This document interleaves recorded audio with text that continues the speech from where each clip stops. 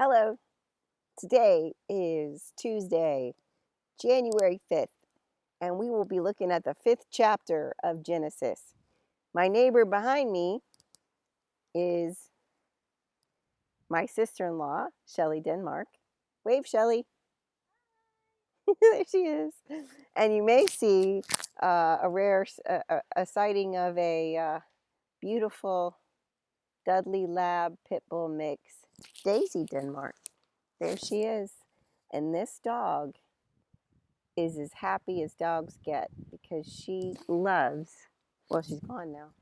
She loves to be outside in the woods. We just discovered that she just loves it. So, chapter 5. Do you remember me saying it yesterday that there's a, a lot of great stories in Genesis, but they're not here? So we have not much narrative. But at the very end, a promise of a good story. If you're familiar with scripture at all, or you even went to Sunday school, you'll know that there's a story about Noah. Okay. And Noah's a name. You get Noah, you get the people name their kids Noah. So I have a couple friends named Noah. One of my doctors is Noah. His first name's Noah.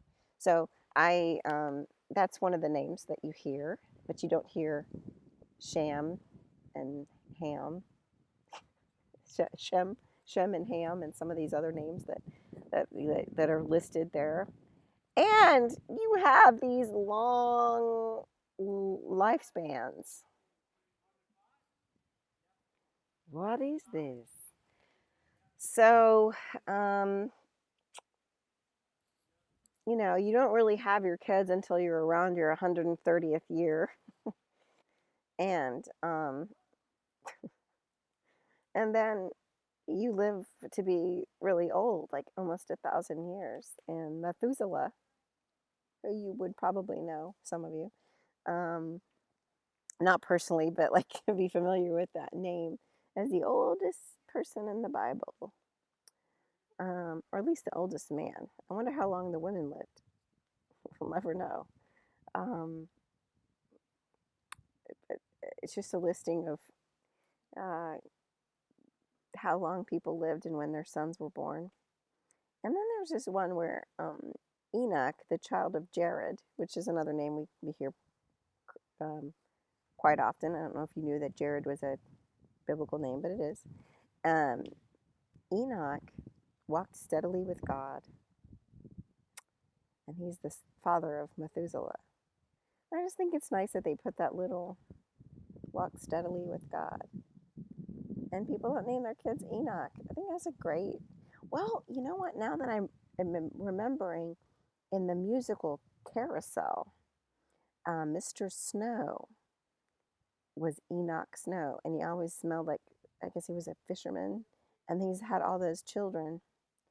That was his name, Enoch Snow. So I guess there are some people naming their children Enoch.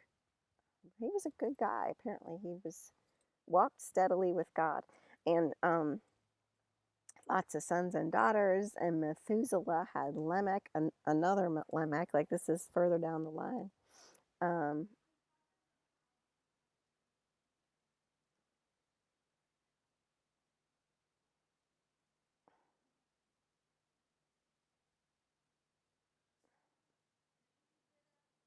and Lamech was the father of Noah. And he named him Noah, saying, "This one will give us a break from the hard work of farming the ground that God cursed." Noah had Shem, Ham, and Japheth. You never hear those names, Shem, Ham, and Japheth.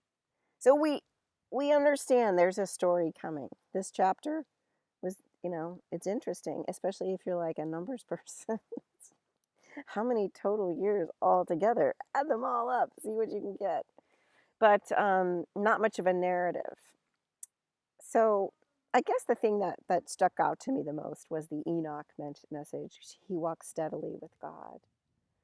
Um, why does the writer mark that?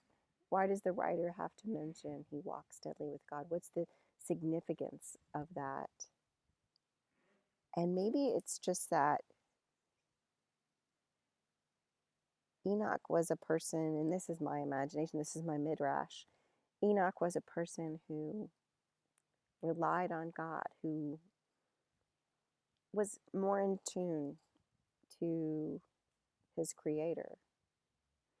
And instead of, as we often do as human beings, even back then, instead of trying to be the creator and master ourselves and order our own lives or just worry them into submission, I I think that maybe Enoch walking steadily with God was just a person who prayed for his daily bread, who really, and that's what that part of that prayer is, just rely on God, just to trust in God's provision and to see into the miracles that God has for you, around you, and see them as miracles, as God's miracles, instead of just things we take for granted that happen every day.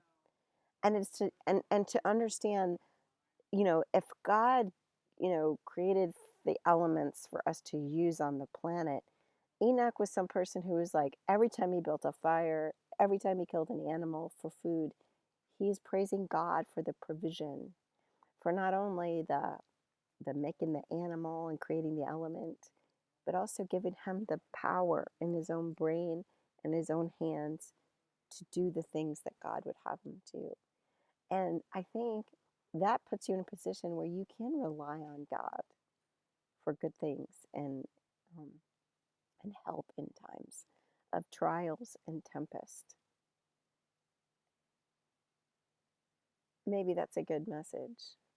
We all need to be like Enoch, who walked with God. Enoch. Yeah. But we will get the story of Noah soon. So we'll look forward to that. God bless you.